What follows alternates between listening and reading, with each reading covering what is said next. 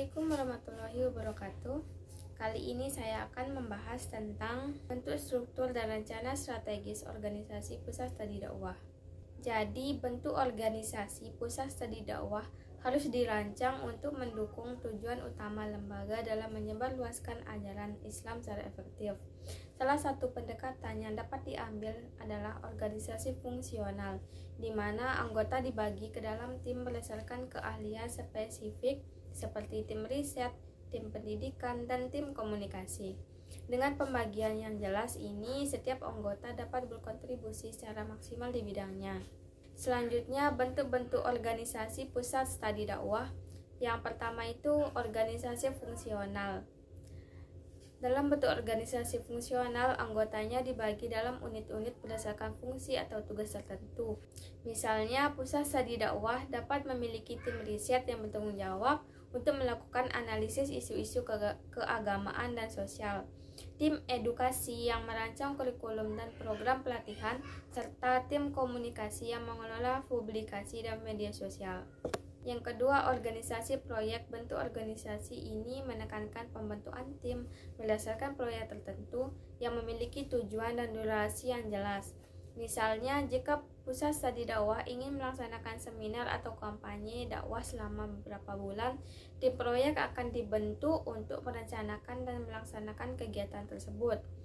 Organisasi jaringan. Dalam bentuk organisasi ini, pusat studi dakwah menjalin kemitraan dengan lembaga lain seperti universitas, lembaga pemerintah, atau organisasi non-pemerintah. Melalui jaringan ini, pusat studi dakwah berbagi sumber daya, pengetahuan, dan pengalaman yang akan memperkuat kapasitas dan melaksanakan program-program dakwah. Kemudian selanjutnya, organisasi metrik.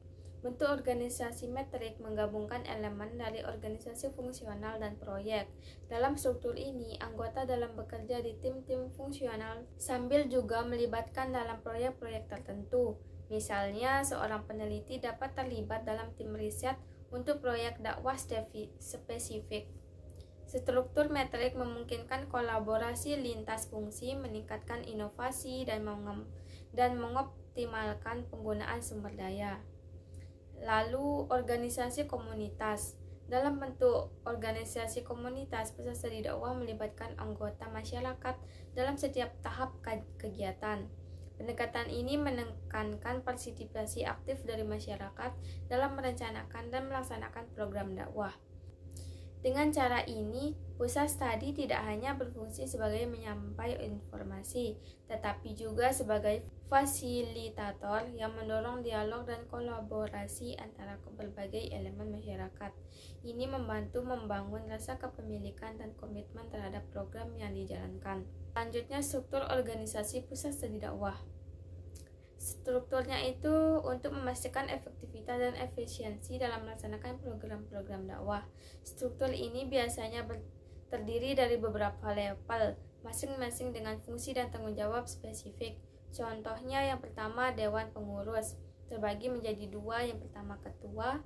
Ketua ini memimpin dan mengarahkan seluruh kegiatan pusat studi dan bertanggung jawab atas pengambilan keputusan strategis dan referensi organisasi di luar.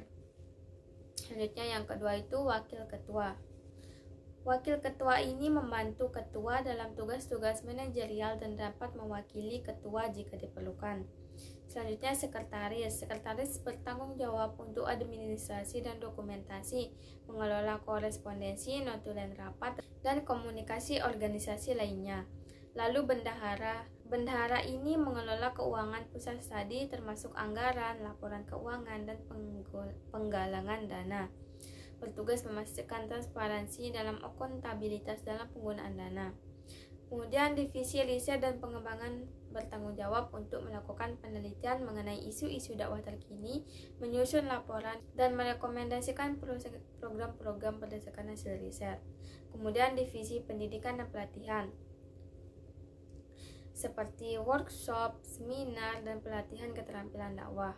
Selanjutnya, divisi komunikasi dan publikasi.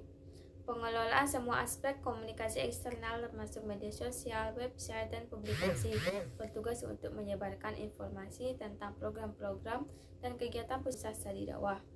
Selanjutnya, divisi kemitraan dan relasi masyarakat bertanggung jawab untuk menjalin hubungan dengan lembaga lain, komunitas, dan stakeholders juga guna memperluas jaringan dan dukungan terhadap kegiatan dakwah. Selanjutnya, terakhir, prinsip organisasi pusat studi dakwah. Ini dapat diterapkan dalam pusat studi dakwah seperti keselasaran tujuan. Setiap unit kerja harus memiliki tujuan yang selaras dengan visi misi organisasi. Ini tuh penting agar semua anggota bekerja menuju sasaran yang sama. Kemudian, keterlibatan anggota. Anggota harus dilibatkan dalam proses pengambilan keputusan dan meningkatkan komitmen dan rasa memiliki terhadap organisasi. Hanya ini dapat saya sampaikan, kurang lebihnya mohon maaf. Wassalamualaikum warahmatullahi wabarakatuh.